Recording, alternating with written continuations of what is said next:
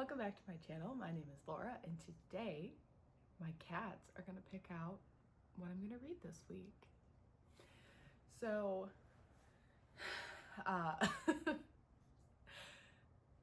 so when I was reading Good Bad Girl by Alice Feeney, Stormy was very much up at the camera, and I decided that she deserved her own Cat Picks My Reading vlog, and I have actually already filmed that part, so I already know what they picked. But while I was trying to get her to pick a book, Nugget would not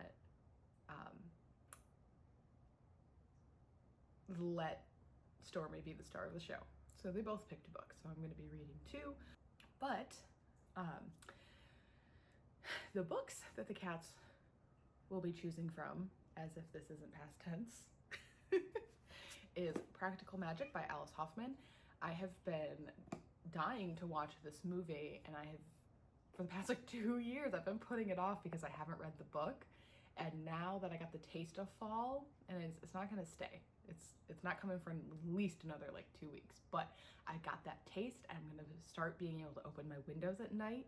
I'm really excited about that, and I need the fall vibes. So I got this from the library, and I'm excited to read it this month. Point is that's the reason I picked it. I don't actually know what it's about, because all I know is like it's about witches. But I guess I could read it. I could like do any type of content creation, right? The Owen sisters confront the challenges of life and love in this best-selling novel from New York Times best-selling author Alice Hoffman. I didn't need to read that part. For more than 200 years, the Owens women have been blamed for everything that has gone wrong in their Massachusetts town. Gillian, or Gillian? I feel like it's Gillian Flynn, but most people say Gillian. And Sally have endured that fate as well. As children, the sisters were forever outsiders, taunted, talked about, pointed at. Their elderly aunts almost seemed to encourage the whispers of witchery with their musty house and exotic concoctions and their crowd of black cats. Isn't that a clouder? Anyway, but all Gillian and Sally wanted was to escape. One will do so by marrying and the other by running away, but the bonds they share will bring them back, almost as if by magic. But yeah, I have no idea what to expect other than witchy good times. The next one is My Roommate is a Vampire, because I found this at my used store the day after it came out, but also that means they dropped this off the day it came out, but like it looks worn and it's not an ARC as far as I can tell. I didn't see any indication that this was an ARC. So I'm like, did you really just buy this, read it, and drop it off all in a day? Because like kudos, but what? So I'm also concerned that it turned around so fast that it might not be good, but everyone's been talking about it, by which I mean booksellers who want me to buy their book. But I'm a casual romance girl, and I'm a big fan of vampires. So this just kind of seems like it'd be up my alley, and also vampires are fall to me, so. But yeah, the point of this book, because that's what we're talking about, is true love as at stake. I can read in this charming debut romantic comedy, and also like rom-com. They're coming back. I don't think they ever left literature. I just feel like we stopped having good rom-com movies. Cassie Greenberg loves being an artist, but it's a tough way to make a living. On the brink of eviction, she's desperate when she finds a too-good-to-be-true apartment in a beautiful Chicago neighborhood. Cassie knows there has to be a catch. Only someone with a secret to hide would rent out a room for that price. And of course, her new roommate, Frederick J. Fitzwilliam, is far from normal. He sleeps all day, is out at night on business, and talks like he walked out of a Regency romance novel. He also leaves Cassie heart-melting notes around the apartment, cares about her art, and asks about her day. And he doesn't look half bad shirtless, on the rare occasions that they're actually both home and awake. But when Cassie finds bags of blood in the fridge that definitely weren't there earlier, Frederick has to come clean. Cassie's new roommate is a vampire, and he has a proposition for her. So that sounds like so much fun. The next one is Burn the Negative by Josh Winning, which follows a journalist who was a child star who has done everything in her power to erase that part of her life. She's changed her name, she's left the country, she's changed her accent, she's dyed her hair, anything to not be associated with her time as a child star, because she was on I believe it was a movie, maybe a TV show, but yes, okay. She was in a 90s horror film, and there was so many tragic deaths surrounding that film that it became this just like iconic movie for the real life terror surrounding it. And in the movie, she played a small child who could like predict how people were going to die. I'm assuming that will play into the plot. But now, as a journalist, she's coming back to do a piece on a movie that is being made that, surprise, is a remake of the movie that she was in as a child. So now she is concerned that not only are they remaking it, but that she has to go and kind of like relive her past while she's doing that. And it just sounds very fun. I just read Mr. Magic last month, and Ash's little library just did a reading vlog featuring both of those books, and that is how I found out about this one, and it sounded really good. So I trust her opinion on it, and she enjoyed it, and I'm excited about it too. Oh, I didn't even know that was in there. Oh, look at that. I'm a Book of the Month best friend. The next is Shark Heart by Emily Habeck, which I got from Book of the Month because it was a weird description. Like, I think this woman's husband turns into a shark. And I'm normally not one for body horror. It's one of my biggest, I cannot do it. It makes me so, but it's a love story and it's emotional and people say it makes them cry. And I'm like, I feel like the body horror aspect of the fact that he turns into a shark is not going to be a big part of the story. Like, from the horrific side of it. Like, I think it's going to be sad and melancholy and, in theory, beautiful. But it, you know, it's all about love and loss. And I think they've only been married a year. A gorgeous debut novel of marriage, motherhood, metamorphosis, and letting go. For Lewis and Wren, their first year of marriage is also their last. A few weeks after their wedding, Lewis receives a rare diagnosis. He will retain most of his consciousness, memories, and intellect, but his physical body will gradually turn into that of a great white shark.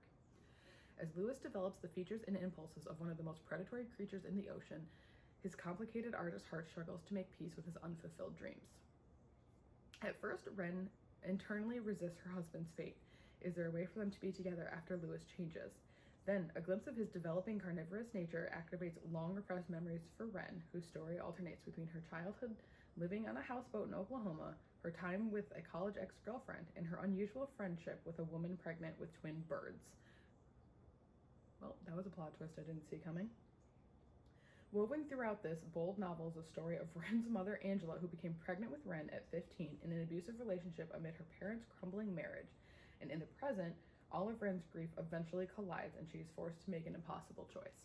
So all of that sounds really weird, but really interesting. It's also my book club pick for September. So I am tentatively excited to see what my friends have to say about this, because I didn't think it was gonna win. We do a random pick, we don't vote on it. So I actually picked this because we use a weighted wheel and I didn't think I was going to win. So I was like, well, I'll just throw this on there because I want to read it, but like, what are the odds? Apparently really high. So,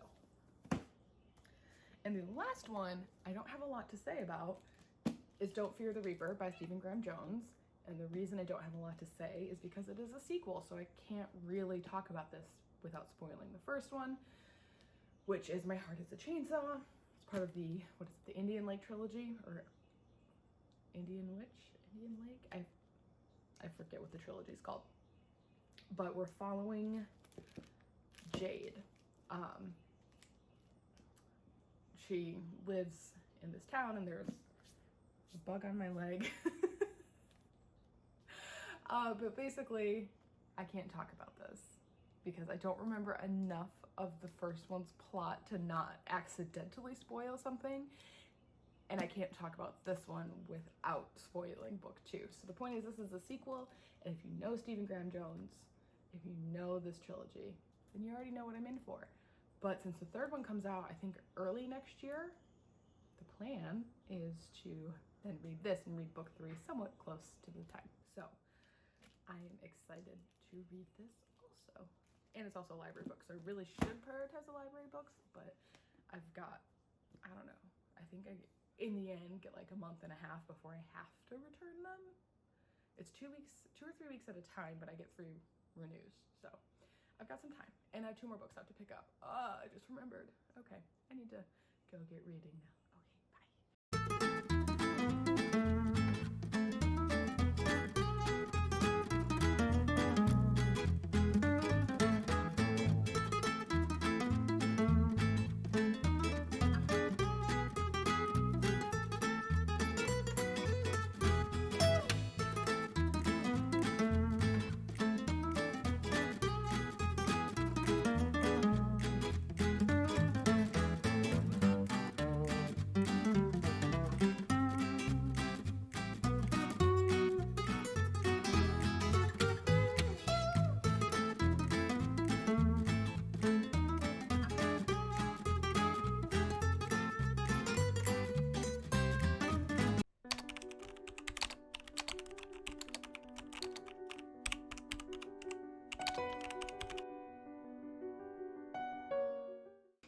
Hello, hi, what's up? How's it going?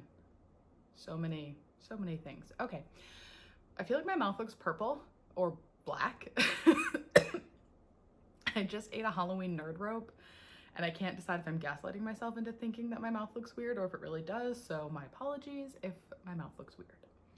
So I've been reading Burn the Negative, which was Nugget's pick, right? I think so. I'm pretty sure Nugget picked this one, and if I'm wrong, I'm sorry. And I will say, I don't know how I feel about a horror protagonist having my name. That is kind of weird, just to read my name a lot, which maybe sounds weird because my name was common for me growing up. I knew so many Lauras, and it was annoying. So I shouldn't be surprised that there's a protagonist called Laura. I'm not surprised, it's just weird. But that being said, I am really enjoying it. I just finished chapter 8, and what has happened? So I think I mentioned earlier, because I didn't read the synopsis for this one because it was one that I was like, I don't really want to be spoiled by the synopsis going into it. So all I knew is that it was about a girl who worked on a movie as a child and terrible things happened. She changed her name, she escaped that life, she doesn't want anyone to know who she is, and now she's coming back as a reporter to talk about this movie getting a reboot into a TV show. So where I am at, she has done her interviews and she's like ready to go home. Things have been a little weird on the set and no one there knows who she is, so she's maintained her anonymity. And although we do think someone might know who she is, but she was like, pretty much like, I just have to get through tonight and then I can be on my way home. I can fly home and I can leave all this behind me and we can go back to forgetting about this. And then surprise, something happens, I won't say what, and she is forced to extend her stay and continue to be around this set. And we also have learned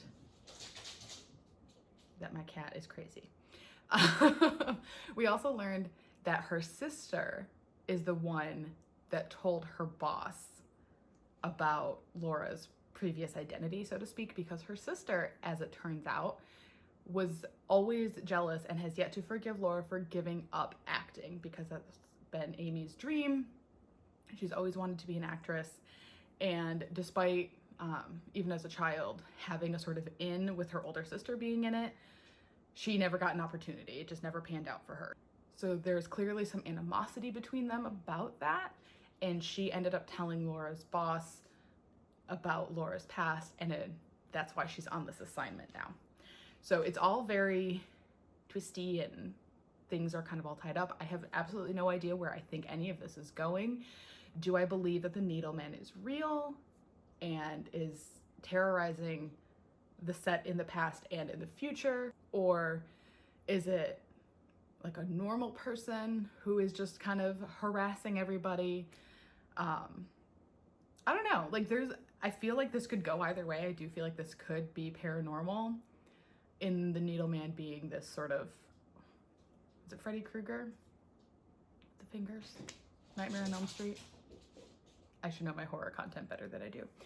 But I do think it could be paranormal. And what? My cat is making so much noise. I think she locked herself in the bathroom.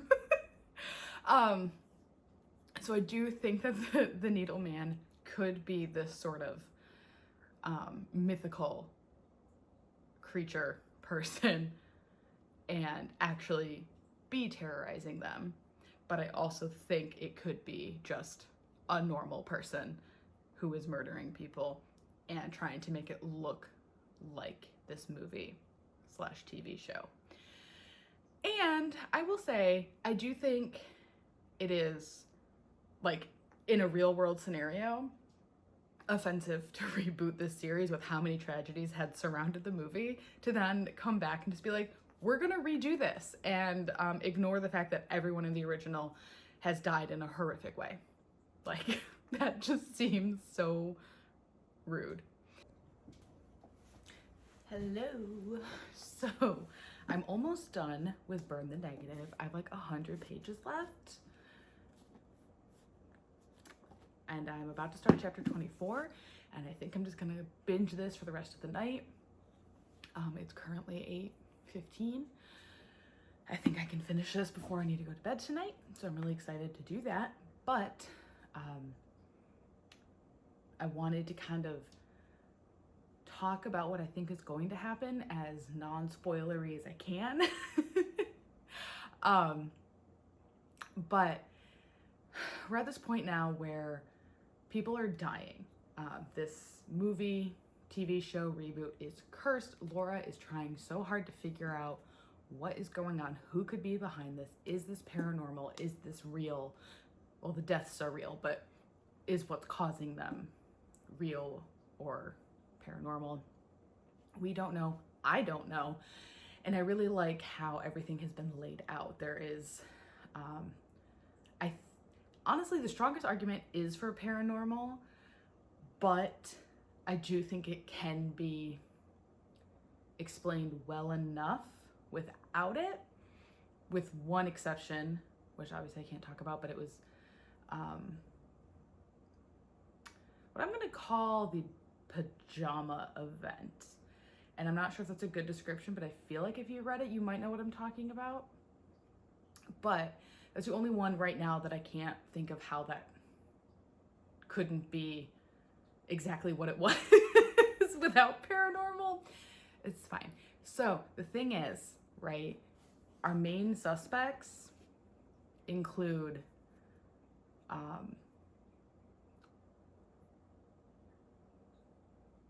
two people that I don't want to be guilty, or they're my two main suspects, because they've been around the character, or they've been around the character, I can say Laura's name, they've been around Laura this whole time. I do think they both have ulterior motives. I think this third person who's been brought in is kind of meant to potentially be more suspicious. Oh goodness. But I trust them so far. Nug, what are you doing? Because I think that their motives have been pretty laid out. So the two people that I think I suspect the most, I also don't want to be guilty. So right now I think I'm rooting for a paranormal explanation, simply because my cat is playing with the tripod. The two people that I think are the most likely are also the two that I don't want to be guilty, because that would make me sad. So if it's paranormal, that kind of gets those two people off the hook for me, and that would make me happy. I also think it would make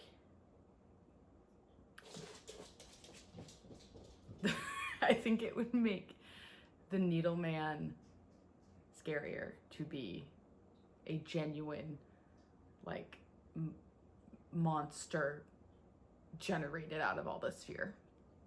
Obviously, I cannot confirm if I was right or wrong because A, I don't know, and B, that would be massive spoilers. But once I do know, I can let you know in the comments if you want to be spoiled. But yeah, so I'm gonna go and finish these last 100 pages, and let's just hope that the two people that I'm suspecting the most aren't guilty. And quite frankly, I frequently get things wrong. So here's to hoping I'm wrong again. Hello, I'm a sweaty mess. I took a walk and then found out my pool was still open. I thought it was closed. I'm in the South. Labor Day pool rules sometimes apply, sometimes they don't. They didn't this year, or at least not yet, and it's like almost 100 degrees outside, so I'm in my bathing suit with a weird tan line. I feel like that is from the shirt I was just wearing.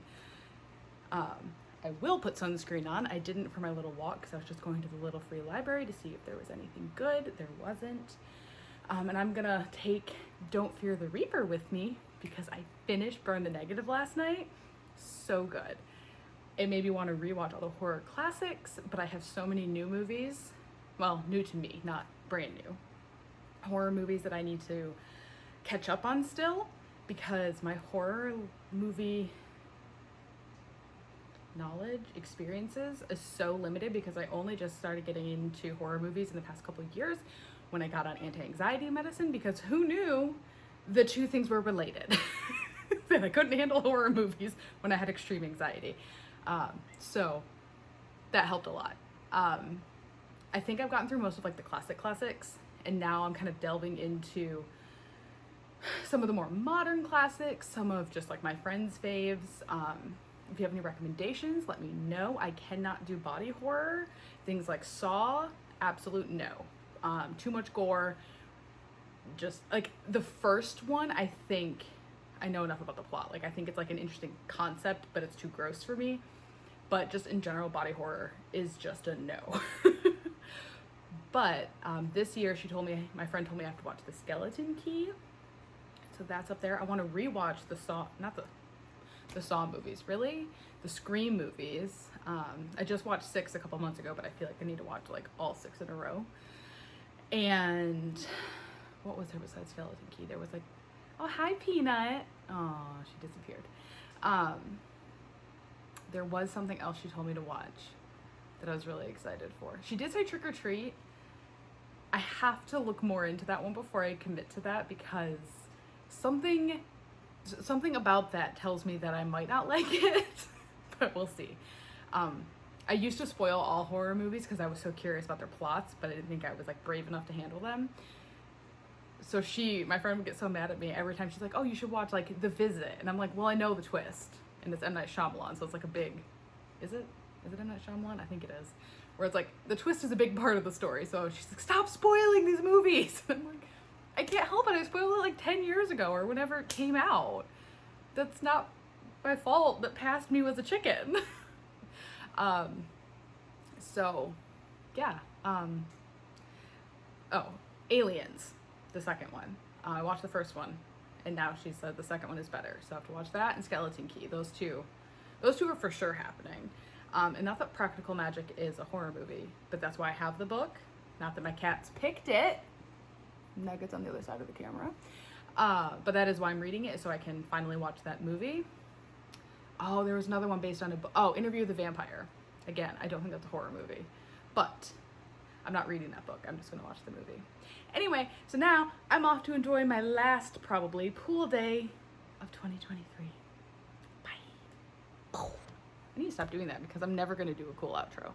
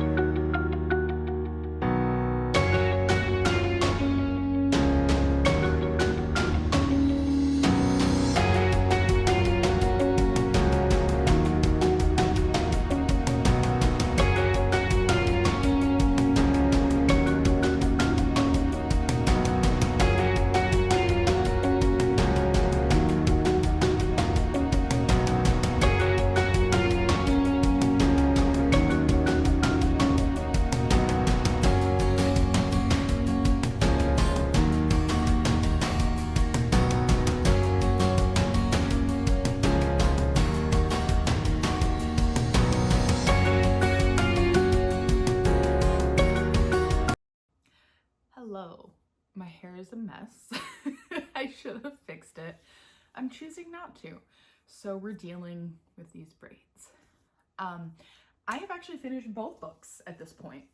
I did not check in once while I was reading Don't Fear the Reaper, but that is for two reasons. The first being that I read a lot of it in one sitting, and I didn't,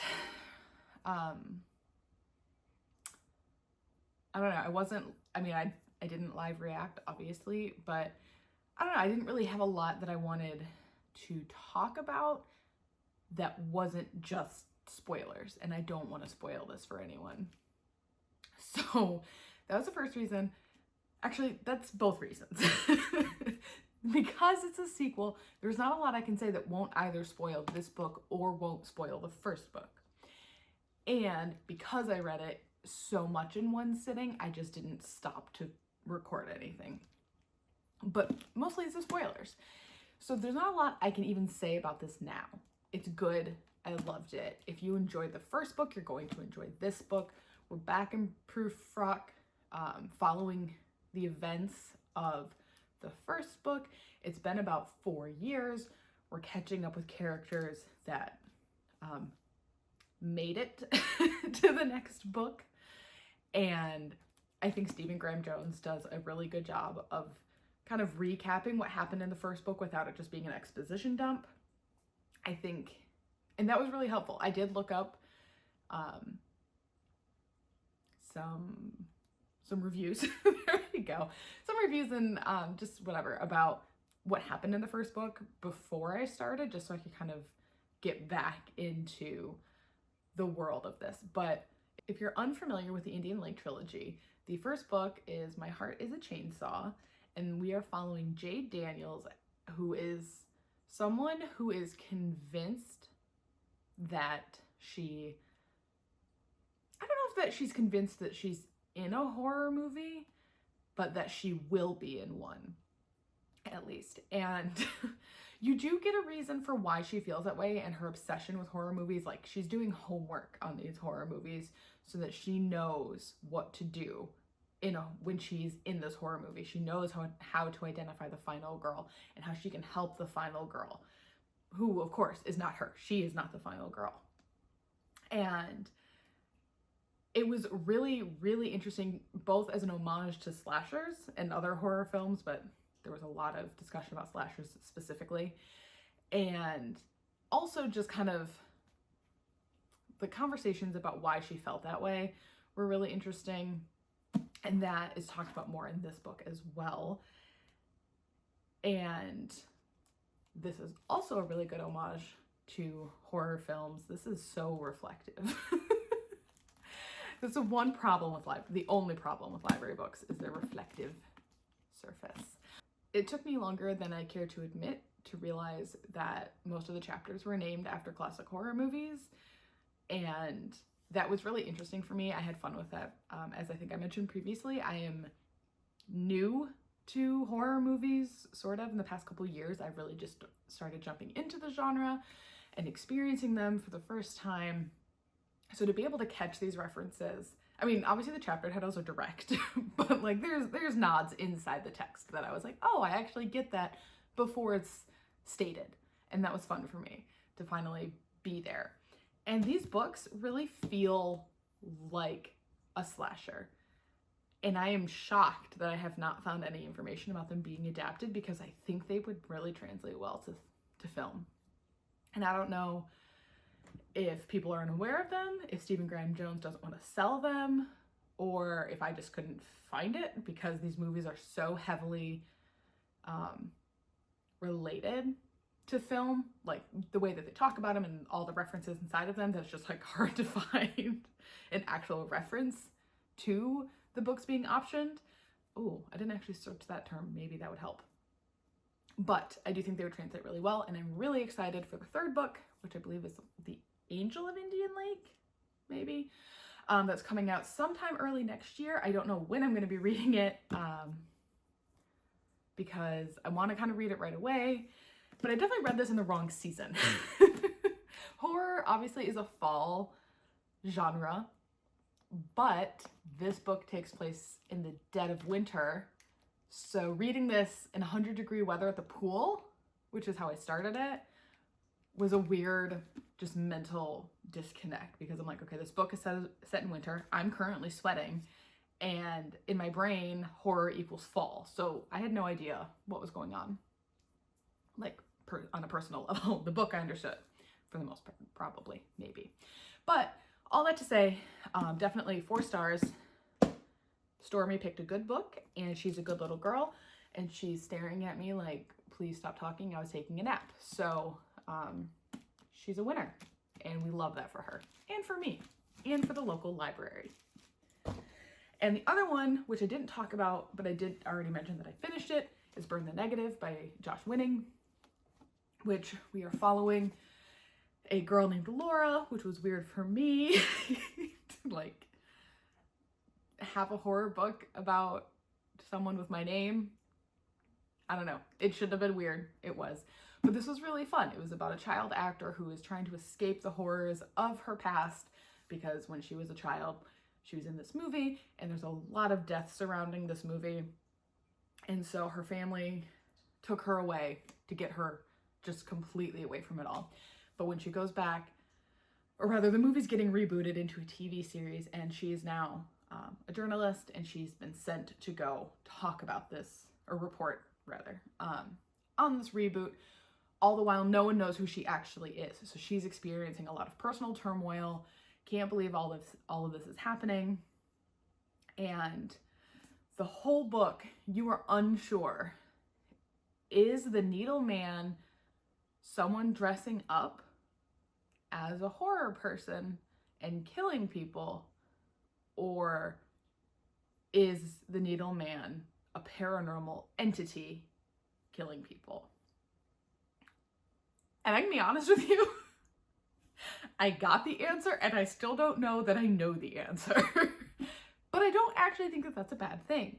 The way that it's described, the way that they talk about it, I'm obviously not going to spoil it here, but I do recommend reading it. I think it ultimately makes sense narratively, but then I'm left wondering, okay, but if I'm reading this correctly, how did like X, Y, and Z happen? And if I'm reading it incorrectly, then how did ABC happen, kind of thing? But that's okay. I think I can't say what I think. It's a spoiler. So the point is, if you like horror, if you liked Mr. Magic, this is better. I loved Mr. Magic. I thought it was really fun. This is a similar concept, done way better. This is way scarier. And I say this as someone who is not super scared by books currently. That can always change. Like, I'm a bit of a wuss when it comes to movies. Jump scares get me every time. But I mean, I enjoy them, but they still make me jump. They still spook me. The books don't have that same effect at me. But I do think the content in this is scarier and more horror-y compared to Mr. Magic. But I think that they are very comparable. I would almost say this is the horror to Mr. Magic's thriller, but Mr. Magic is also horror. It's just lighter, I think. I don't know what I'm saying. I'm saying I liked them both. This is the better one for sure. And this is what Nugget picked out. And if I recall, the last time I had Nugget actually pick a book that I read, she failed. It was a bad book. This was a great book. Both of these were 4 stars, and I really enjoyed them. And what sucks is I just read 2 really good horror books, and I have to read a bunch of books for the various book clubs that I'm in. And 2 of them aren't horror at all. I have to read Shark Heart, which I believe I read the description for this video, because I really want to read it, but I don't want to read it right now. I'm like really in a horror vibe, but I need to read that and get through it because I'm making my friends read it, so I can't not read it. And then I have to read the first Wayward Children book, which I've already read the whole series, but I have convinced this book club to finally start it. so I have to read that again, which is not at all a chore. I just have to get around to doing it. And then for Ashley's little library, I have to read Sucker. I'm still waiting for that to come in from the library, but it looks like I will get it before the end of the month. I'm nervous for that one because I have really only heard bad things about it. But that one at least is horror, so that may fit my vibe that I'm going for. But like nothing else in my September stack is really horror-y. I have Practical Magic and I really do want to read that. So I'm thinking I might do Shark Heart, Practical Magic, Wayward Children, Sucker. We'll see. None of that matters. That is all for a different vlog. I think I'm gonna vlog Shark Heart because it's so weird. I haven't even started it yet and it's so weird. So anyway, that is all for my kitty vlog. They both picked stunning books and I'm excited to make them pick my reads in a future vlog. I really did not feature them enough in this video, so maybe I'll add some b-roll of them just being precious little angels. I love them so much. Okay, I will see you guys in another video in the future. Bye. NPC Rosalina to win. Aaron is trying to get the NPC Daisy to win. Correct. That's how you win. One of us wins, we lose. Yes, and Rosalina, obviously being a computer, doesn't know that I'm trying to make it happen for her. But when she stole her star, her second star from me, and she was like, ha, take that, Yoshi. I was actually secretly like, yes, Queen. Do it like that. And how to get repeat customers when you literally imprison some of them. So